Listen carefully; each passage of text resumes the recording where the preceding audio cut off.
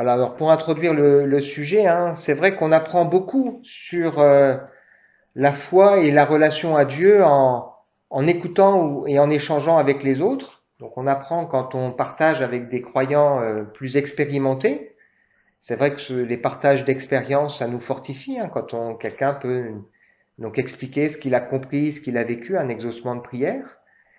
Et c'est aussi pour ça que le dimanche, on aime bien de partager donc des biographies qui nous font réfléchir sur la vie de certaines personnes.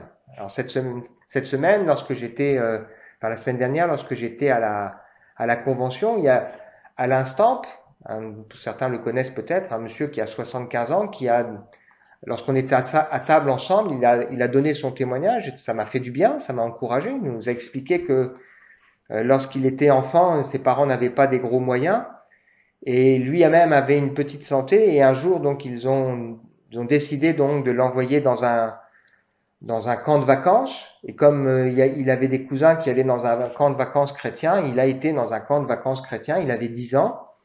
Et dans les échanges qu'il y a pu y avoir dans ce camp, à un moment donné, bah, il a décidé donc de donner sa vie au Seigneur. Il avait 10 ans. Et quand il est rentré à la maison, il a dit à ses parents ce qu'il avait vécu, puis il a demandé à ses parents de pouvoir lire avec eux la Bible et prier avec eux. Et sa maman lui a répondu, écoute, tu fais ce que tu veux, mais nous, hors de question qu'on lise et qu'on prie avec toi. Donc c'était compliqué. Et donc il a partagé que pendant 4 5 ans, sa foi, bah, ça marchait pas trop. Et il avait pas forcément de bonnes fréquentations. Et donc comme ça, il tournait pas forcément bien, ses parents inquiets, un jour l'ont renvoyé à nouveau dans un moment chrétien. Et donc là, dans ce moment, voilà, il a pu revivre une nouvelle expérience avec le Seigneur et il a décidé de s'engager en sachant dans son cœur que son désir, c'était de pouvoir un jour être serviteur de Dieu.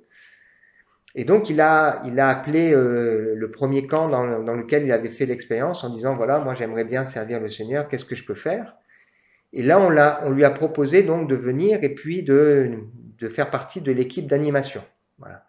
Et donc lui, il a dit, je veux bien venir, mais moi, je ne connais pas bien la Bible, donc il y a une seule chose que je demande, c'est que parce que les animateurs sont censés apporter à tour de rôle un petit apport aux enfants, il dit, moi, je ne veux pas apporter quelque chose aux enfants, mais je ne me sens pas capable. Donc ils se sont mis d'accord sur cette base-là, tout le monde voilà était OK. Et puis donc il a été faire ce temps d'animation, et puis voilà, arrive le jour où ça aurait dû être lui qui fait cette animation.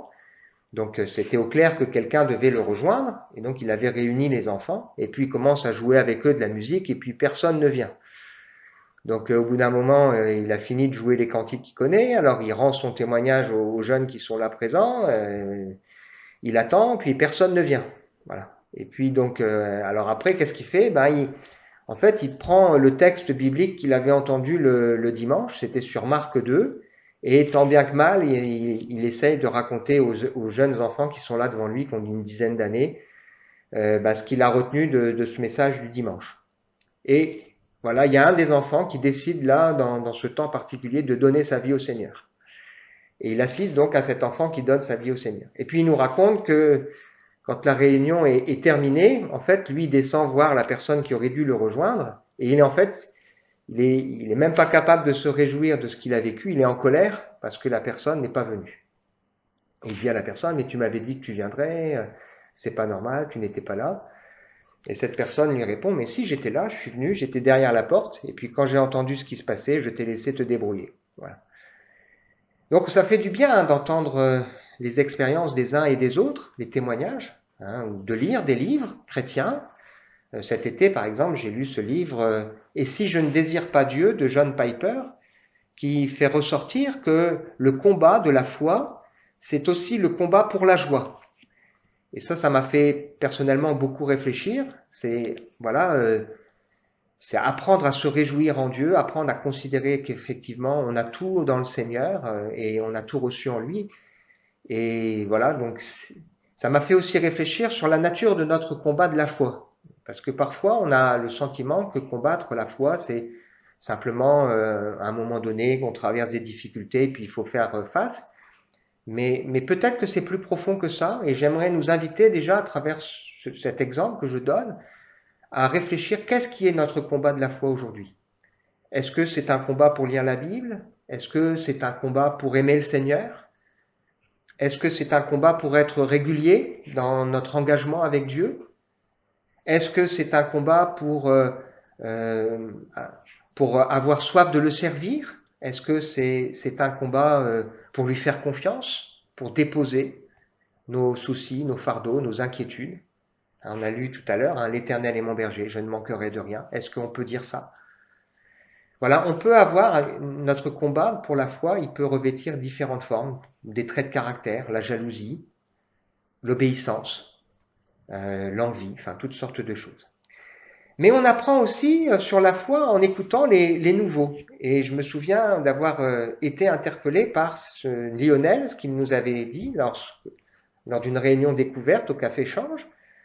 À la fin de la réunion, on avait suffisamment cheminé ensemble pour que je puisse proposer qu'on ait un temps de prière et en invitant aussi chacun à pouvoir prier. Et lui, sa réflexion ça a été de dire, mais moi, je ne sais pas prier. Je sais pas comment il faut s'y prendre. Je connais pas la langue, je connais pas ce qu'il faut faire. Et je trouve que ça, c'est vraiment intéressant parce que on se pose des questions sur la forme. Voilà, qu'est-ce que je dois dire, comment je dois faire? Et la Bible nous donne des réponses sur ce plan-là. Mais on a aussi peut-être besoin d'apprendre à se poser des questions sur le fond. Qu'est-ce que le Seigneur voudrait que je lui demande?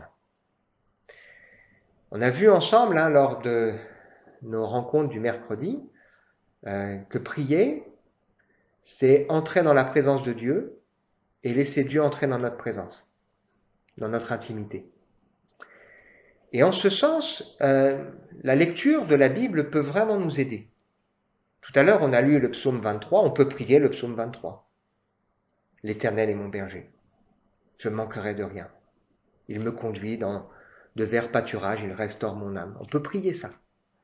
Ou on peut prier aussi, par exemple, le psaume 51, qui est un psaume de repentance, quand on a péché, qu'on ne sait pas comment s'y prendre avec le Seigneur.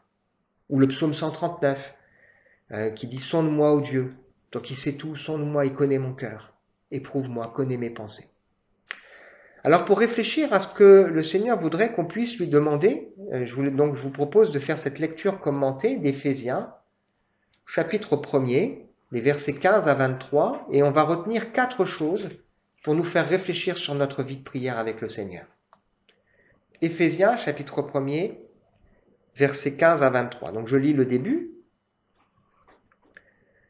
« C'est pourquoi moi aussi, ayant entendu parler de votre foi au Seigneur Jésus et de votre amour pour tous les saints, je ne cesse de rendre grâce pour vous. Je fais mention de vous dans mes prières, afin que le Dieu de notre Seigneur Jésus-Christ, le Père de gloire, vous donne un esprit de sagesse et de révélation dans sa connaissance. » Je vais déjà m'arrêter là. Paul, il fait un lien avec tout ce qu'il a dit avant, et je vous invite à le relire à la maison. Ce qu'il a dit avant, c'est qu'avant même la fondation du monde, Dieu nous avait appelés, nous connaissait, nous avait destinés à être irréprochables devant lui, à partager sa gloire. Et Paul, quand il pense aux croyants de la ville d'Éphèse, il remercie le Seigneur pour leur foi et l'amour qu'ils manifestent les uns pour les autres. Je peux dire que moi-même, je remercie Dieu pour la foi de plusieurs et l'amour que plusieurs manifestent. Cet été, j'ai été contacté par un pasteur qui me disait, voilà, j'ai mon petit-fils qui vient sur Épinal, il aurait besoin d'être logé quelques nuits là sur Épinal, est-ce que dans vos églises, il n'y a pas quelqu'un qui pourrait aider?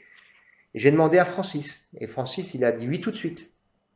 Et après, Francis, il partait en vacances, et c'est Savinien qui a pris le relais pour une semaine, voilà, quelques jours dans la semaine. Ben moi, je trouve que c'est chouette de se dire, voilà, on manifeste l'amour pour les saints, on manifeste l'amour de manière tout à fait concrète. Et puis, il y a d'autres exemples, quand on prend des nouvelles des uns et des autres, quand on prie les uns pour les autres, voilà, ça, c'est une façon de manifester cet amour. Alors, le premier sujet que l'apôtre Paul nous invite à prier, c'est de prier pour que Dieu nous donne un esprit de sagesse et de révélation dans sa connaissance.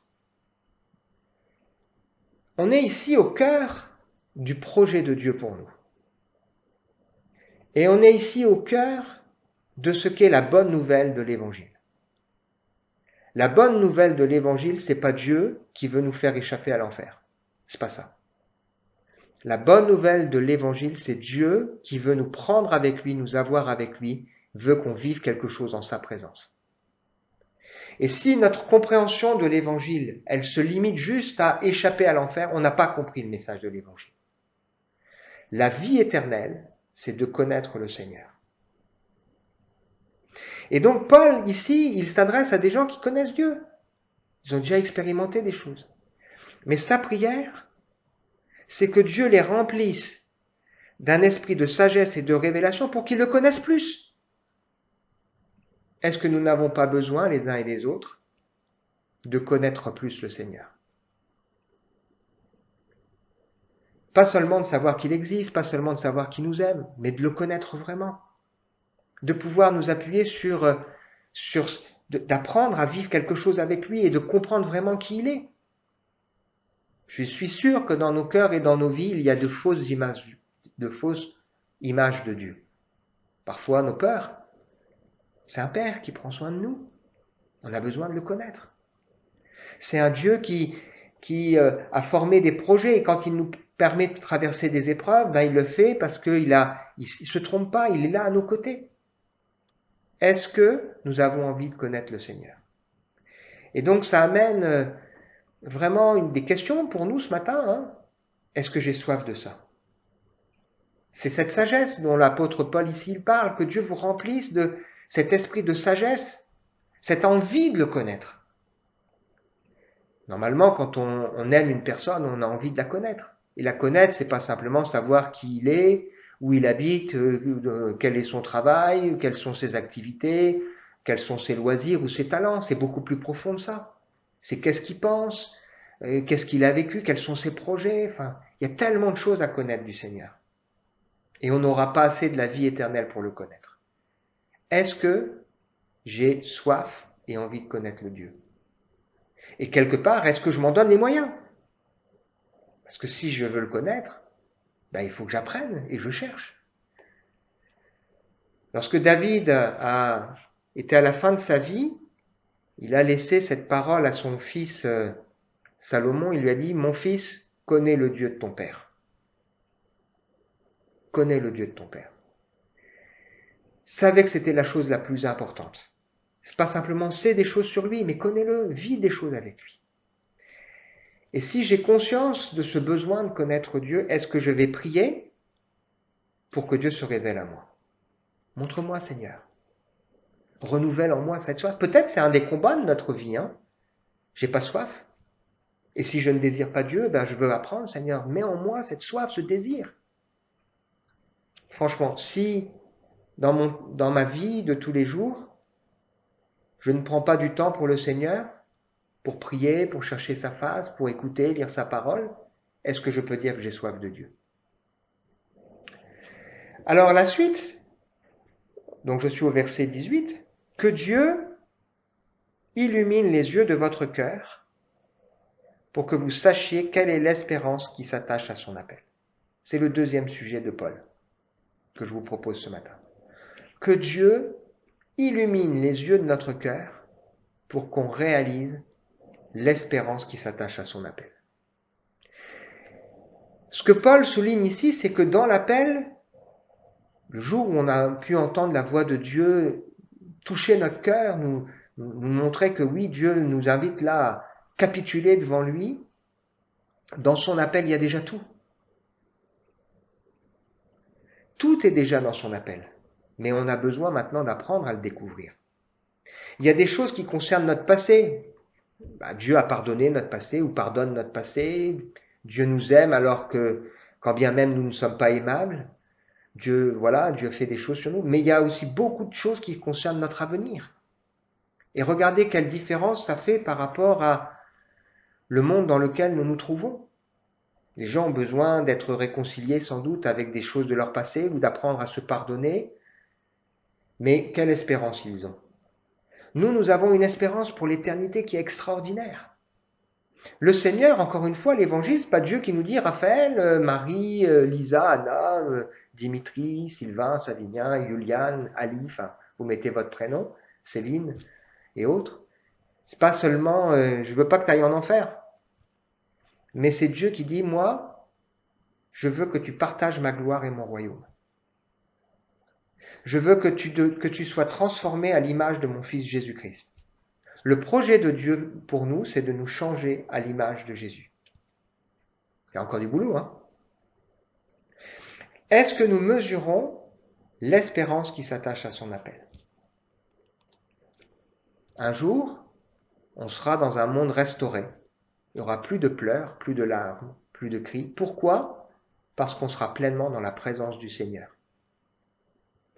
J'ai envie de dire, si aujourd'hui on n'a pas soif de connaître plus le Seigneur, et si on n'a pas soif de l'adorer, on sera mal quand ce sera l'éternité. Parce que c'est ça qu'on va faire dans l'éternité. On va découvrir Dieu, sa sagesse, et on va l'adorer tellement il est, waouh, extraordinaire. Et donc ça amène ces deux questions pour nous. C'est quoi mon espérance? C'est quoi qui occupe mes préoccupations? Et est-ce que l'espérance de l'éternité, c'est quelque chose qui est un moteur pour ma vie? Paul, il prie que Dieu illumine les yeux de leur cœur pour qu'ils mesurent cette espérance qui s'attache à son appel. Ça veut dire que le désir de Paul, comme le désir de Dieu pour nous, c'est pas simplement qu'on comprenne un peu, mais c'est qu'à un moment donné, on soit waouh, vraiment touché, émerveillé devant ce qui nous illumine. Parfois on est dans le noir, il y a une lumière, ok, puis parfois il y a une lumière qui nous éblouit, qui nous illumine, c'est pas du tout la même chose. Elle fait la lumière sur tout. L'espérance qui s'attache à son appel. Je poursuis un petit peu la lecture. Quelle est la richesse glorieuse de son héritage qu'il réserve aux saints? Quelle est la richesse glorieuse de son héritage qu'il réserve aux saints? Que Dieu illumine les yeux de votre cœur pour que vous réalisiez la richesse glorieuse de l'héritage qu'il vous réserve. Le corps humain, c'est une merveille qu'on n'a pas fini de comprendre, de découvrir. La création, c'est une merveille. Le cosmos, c'est une merveille. Ça veut dire que dans l'infiniment grand, et on peut aller au-delà, tout ça c'est merveilleux. Et l'héritage qui nous est réservé, c'est l'héritage d'un Dieu qui est bien plus grand que le cosmos. C'est un héritage extraordinaire. Dans notre monde, aujourd'hui, on se pose des questions lorsqu'on apprend qu'on va avoir un héritage en se disant « je prends ou je prends pas ». Puisque quand on hérite, il y a à la fois des choses positives et il y a des dettes. Mais là, il n'y a pas de question à se poser. Vous vous rendez compte que Dieu nous aime à un point tel que moi qui suis un homme pécheur avec toutes ces luttes et ces combats dans mon cœur, il n'a pas seulement décidé que je puisse le connaître dans son intimité, mais il a décidé que je puisse régner avec lui, partager sa gloire. Et puis dans notre société, quand il est question d'un héritage, souvent ça suscite beaucoup de jalousie et de conflits. Mais là, il n'y a pas besoin. Cet héritage, il est infini. L'Éternel est mon berger. Je manquerai de rien. Alors, n'en déplaise à Michel Polnareff, qui chante « On ira tous au paradis », la Bible nous montre qu'on n'ira pas tous au paradis. Et Paul, ici, il prie en disant que Dieu illumine les yeux de votre cœur pour que vous réalisiez l'héritage glorieux qui est réservé aux saints. Les saints, ce n'est pas les gens qui sont parfaits. Ce sont ceux que Dieu a mis à part pour lui. Et si dans ma vie, dans mon cœur, ma compréhension de l'évangile, ça se limite à Dieu même et il veut pardonner mes péchés, et puis de temps en temps il veut m'exaucer et m'aider à faire les bons choix, mais je passe tellement à côté de l'évangile. C'est Dieu qui m'aime au point qui dit, voilà, je veux que tu m'appartiennes, je veux te mettre à part parce que je veux faire quelque chose avec toi, dans le présent, mais aussi dans l'éternité. Jésus, c'est le chemin qui nous permet de découvrir la vérité pour vivre la vie. Le chemin à suivre pour découvrir la vérité et vivre pleinement la vie de Dieu. Pour découvrir la vérité, connaître Dieu et vivre la vie, l'héritage glorieux et tout ce qui s'attache à son appel. Et puis le quatrième point, donc la question, bien sûr, pour nous, c'est est-ce que j'ai conscience et est-ce que j'ai envie de savoir? Quatrième point, donc je poursuis la lecture. Quelle est envers nous qui croyons l'infinie grandeur de sa puissance, qui se manifeste avec efficacité par la vertu de sa force. Quelle est envers nous qui croyons l'infinie grandeur de sa puissance. Et puis il enchaîne en expliquant que cette puissance que Dieu manifeste pour nous, il l'a manifestée déjà avec Jésus, en faisant quoi? Il l'a déployée en Christ, le ressuscitant des morts, le faisant asseoir à sa droite dans les lieux célestes, au-dessus de toute domination, autorité, puissance, dignité, de tout nom qui peut être nommé, dans le siècle présent et le siècle à venir.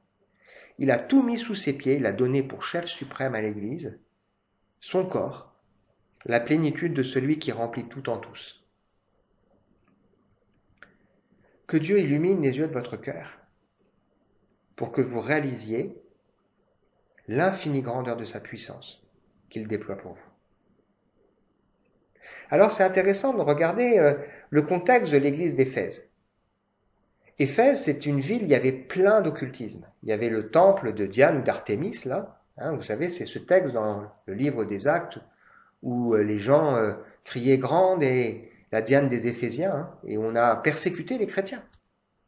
Donc quand Paul, il écrit aux croyants de cette ville d'Éphèse pour leur dire « Regardez l'infinie grandeur de la puissance de Dieu pour vous », il s'adresse à des gens qui ont conscience qu'il existe des puissances occultes, qui les font souffrir. Et Dieu dit « Voilà, la grandeur de Dieu, elle est extraordinaire ». Dans le livre des Actes, il ajoutera, Paul, qu'il sait qu'il y aura des loups ravisseurs qui, à son départ, s'introduiront dans l'Église pour faire du mal.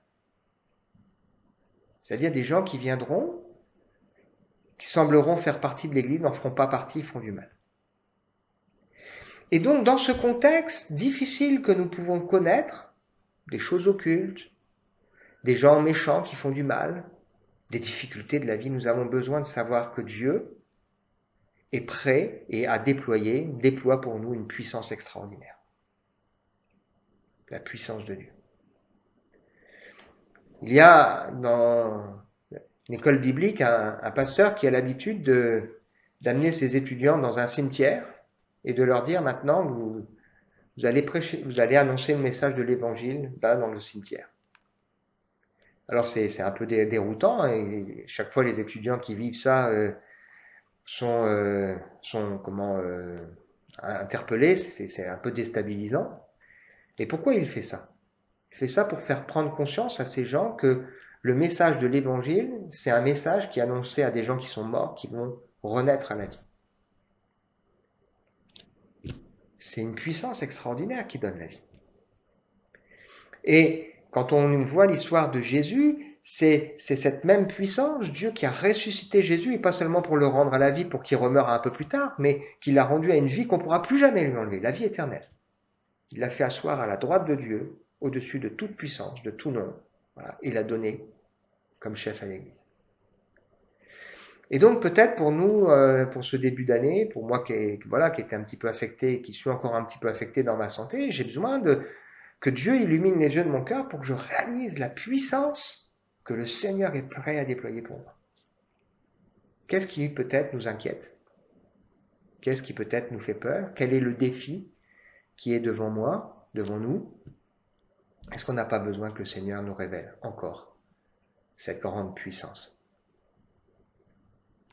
Aujourd'hui, les gens essayent d'impressionner.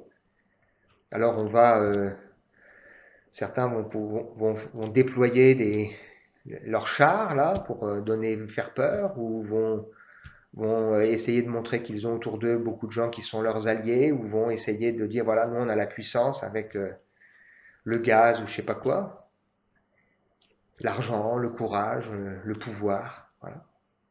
Dieu il révèle sa puissance dans quelque chose d'incroyable, quelque chose qui est mort et ressuscité, Jésus-Christ. Waouh!